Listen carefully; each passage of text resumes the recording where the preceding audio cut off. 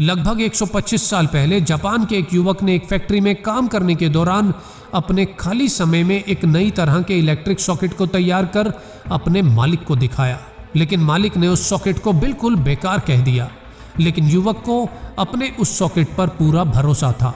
उसने नौकरी छोड़ उस सॉकेट को खुद बनाकर बेचने की ठान ली और इसके लिए उसने अपनी सारी जमा पूंजी लगाकर अपने घर पर ही एक फैक्ट्री लगा ली।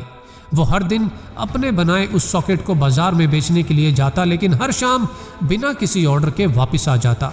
कुछ ही महीनों में नौबत यहाँ तक आ गई कि उसे गुजारा करने के